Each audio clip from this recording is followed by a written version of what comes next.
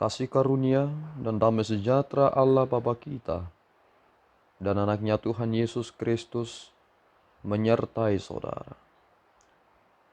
Amin. Shalom, saudara-saudari yang terkasih di dalam nama Tuhan Yesus Kristus. Senang bisa menyapa saudara di tempat saudara berada hari ini. Dalam dimensi yang berbeda, tetapi dalam dunia yang sama. Sebagai insan yang diciptakan untuk Tuhan, sebelum kita melakukan rangkaian aktivitas kita pada hari ini, marilah kita mengawalinya dengan mendengarkan firman Tuhan. Salam, selamat pagi untuk kita.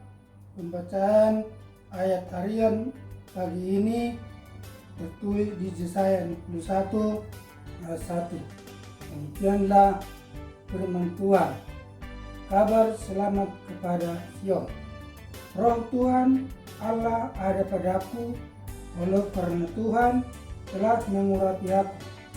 Ia telah mengutus aku untuk menyampaikan kabar baik kepada orang-orang sengsara dan merawat orang-orang yang remuk hati, untuk memberitakan pembebasan kepada orang-orang tawanan dan kepada orang-orang yang terkurung kelepasan dari penjara.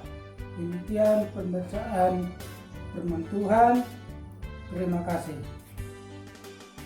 Saudara-saudari yang terkasih di dalam nama Tuhan Yesus Kristus, Yesus pernah mengutip hal yang demikian ketika ia berada di dalam sinagog dalam pembacaan firman Tuhan dalam kesempatan itu. Dan Yesus berkata bahwa apa yang kamu dengarkan hari ini telah digenapi ketika engkau telah mendengarkannya. Ternyata penggenapan akan firman yang kita dengarkan ini dalam peristiwa perjanjian lama digenapi oleh Yesus Kristus dalam peristiwa di perjanjian baru.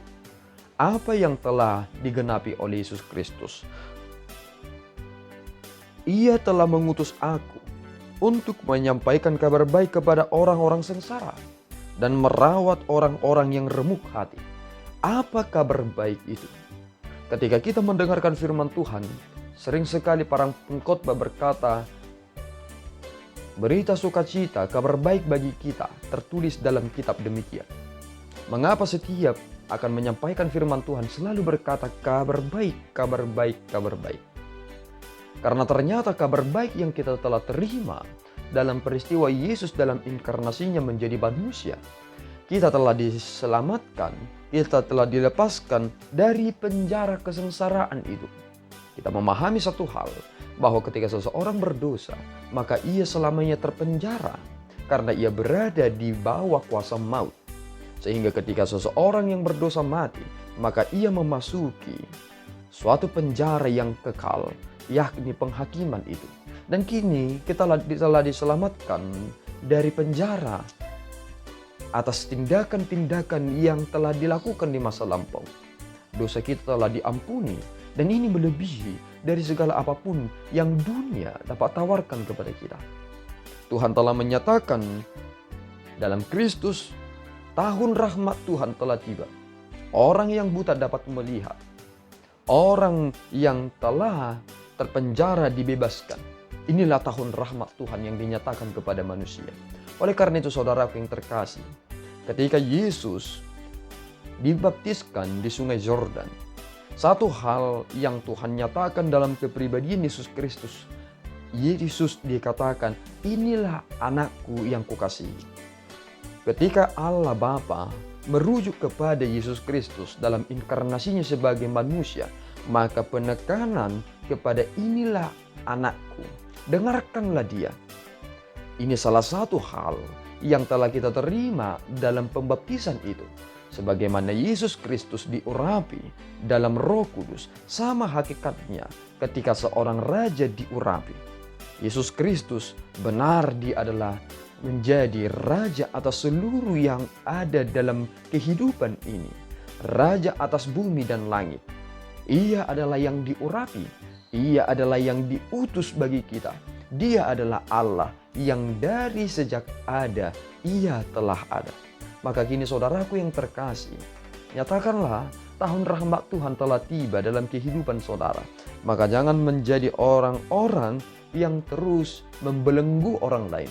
Kebanyakan kita ingin membuat suatu sistem yang terjadi di dalam kehidupan manusia, sehingga dengan sistem itu membuat seseorang terikat dalam aspek yang begitu formal. Dan ketika seseorang itu telah terikat, maka kita sebenarnya sedang menuntut supaya mereka patuh kepada kita. Ikatan-ikatan tersebut ternyata bukanlah sesuatu hal yang benar, tetapi kita menuntut itu supaya mereka menyatakannya kepada kita. Ada orang yang tetap terpenjara meskipun mendapatkan banyak penghasilan dalam hidup mereka. Mengapa demikian? Karena ternyata ada satu hal yang sangat sulit untuk mereka tiadakan dalam kehidupan mereka. Mereka sangat sulit untuk menolak korupsi. Mengapa demikian? Karena pemimpin mereka juga melakukan hal yang serupa. Sehingga karena pengaruh pemimpin, maka bawahannya menjadi terikat. Mengapa demikian? Mereka mencoba untuk menutup-nutupi belang pemimpinnya. Tetapi ketika Yesus Kristus turun ke dunia ini, menyatakan dirinya dalam inkarnasi sebagai manusia, maka aspek kekudusan itu menjadi termaktub kepada setiap manusia. Oleh karena itu, apa yang dilakukan Yesus Kristus menjadi bagian kehidupan kita sebagai orang yang telah diurapi. Maka hiduplah dalam tuntunan Roh Kudus itu dan nyatakanlah rahmat Tuhan telah nyata dalam kehidupan kita. Amin. Kita berdoa. Ya Allah Tuhan kami bersyukur atas anugerah-Mu. Terima kasih Bapa atas tuntunan-Mu dalam firman yang boleh kami dengarkan hari ini. Terpuji Engkau Bapa, karena tahun rahmat Tuhan telah Engkau nyatakan kepada kami lewat anak-Mu Yesus Kristus yang telah menggenapinya. Terima kasih atas pembebasan yang Tuhan telah berikan kepada kami. Kami telah menjadi orang-orang yang mau diperbaharui. Pelihara kami Bapa, sehingga kami menjadi pribadi yang bertanggung jawab, setia sampai akhir hidup kami. Dalam Kristus kami berdoa dan mengucap syukur.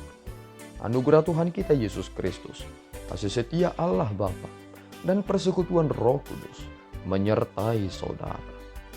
Amin. Tuhan Yesus memberkati.